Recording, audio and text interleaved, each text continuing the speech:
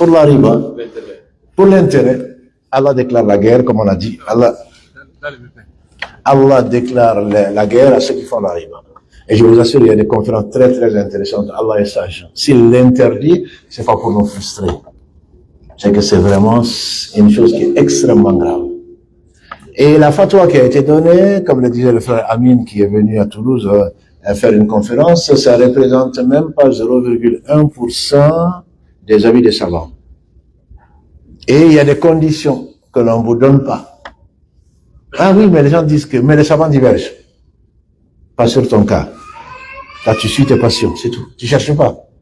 Tu as demandé à 10 imams, le 10e a dit peut-être que pour la famille. Tu vas sauver ta famille, tu vis de haram. Non. À supposer même que les savants divergent. Le prophète sallam a dit, Da'ama yuribuk, il a mal à yuribuk. Abandonne ce qui te met dans un doute. Je dis un doute, je dis pas ce qui est interdit. Abandonne ce qui te met dans un doute pour ce qui ne t'y met pas. Qu'est-ce que tu vas gagner de cette vie-là? S'il y avait vraiment quelque chose d'intéressant, je pense que depuis que les gens sont passés avant nous, ils nous auraient rien laissé. 3 choses accompagnent le mort, sa famille, ses biens et ses œuvres. Les 2 reviennent, il ne reste plus que ses œuvres. Qu'est-ce que tu vas gagner? Les savants divergent. Non, c'est une tentation de Satan. Il n'y a pas la famille, la meilleure des choses que tu puisses laisser à ta famille, c'est la science.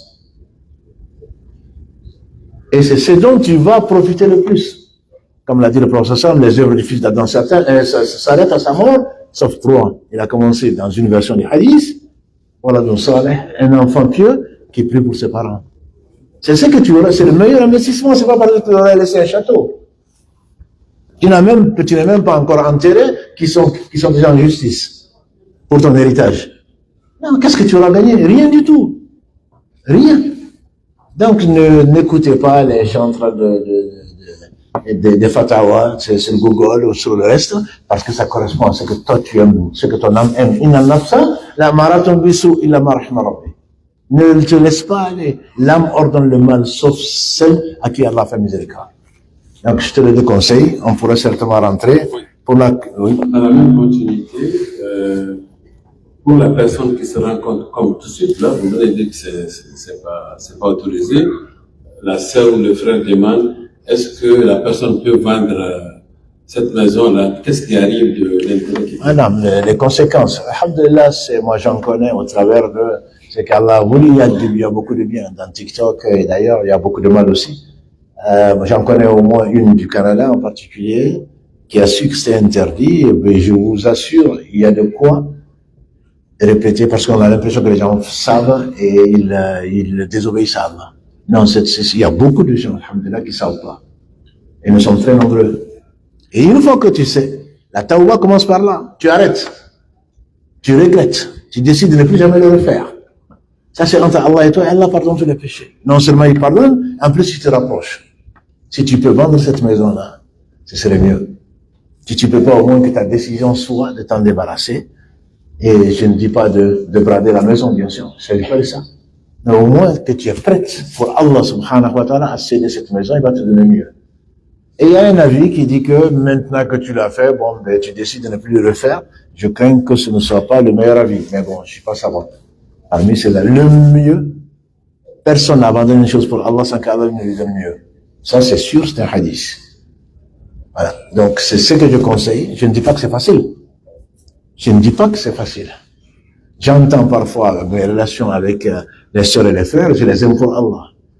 Il y en a qui ont épousé, aller mentir à leur père qu'il s'est converti alors qu'ils savent très bien que c'est leur copain.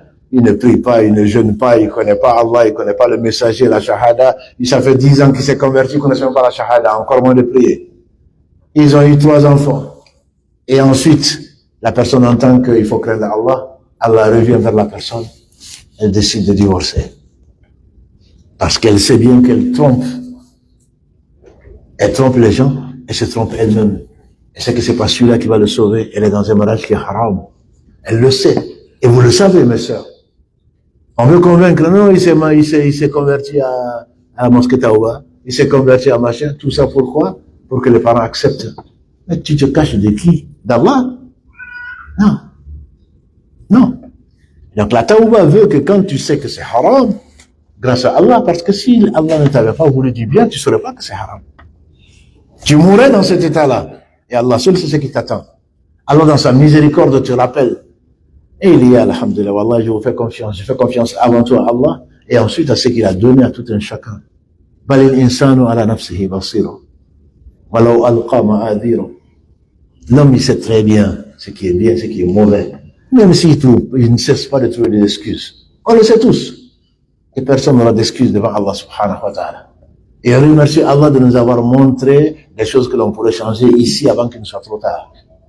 Parce que personne n'ira demain dire à Allah, je ne savais pas. Wallahi, c'est pas vrai. Si tu ne savais pas, Allah va te tester là-bas. Ça, c'est les gens qui sont, alhamdulillah, trisomiques, les gens qui sont fous, les gens qui n'ont pas la raison. Allah ne va pas les châtier, mais il va les tester. Il ne va pas les envoyer en enfer, parce que c'est lui qui les a créés, avant de les tester, avant de faire parvenir l'information. Mais toi, tu sais, moi je sais, Allah sait encore mieux que ce que tu sais très bien que c'est haram. Mais tu le fais quand même. Le minimum, c'est que tu demandes pardon à Allah et de t'aider. Que tu ne veuilles, pour que tu veuilles toujours continuer avec cet homme, que tu veuilles toujours continuer dans cette maison-là, je t'assure que si tu reviens vers Allah et que tu meurs, c'est ça la félicité. Ça va commencer dans la tombe. Mais si tu penses que tout ça sont des histoires, je crains pour moi, je crains pour toi. Parce que tu ne crois pas à Allah. Il y a des gens qui disent, oh, nous croyons à Allah au jour du jugement dernier. Allah dit, ce ne sont pas des croyants.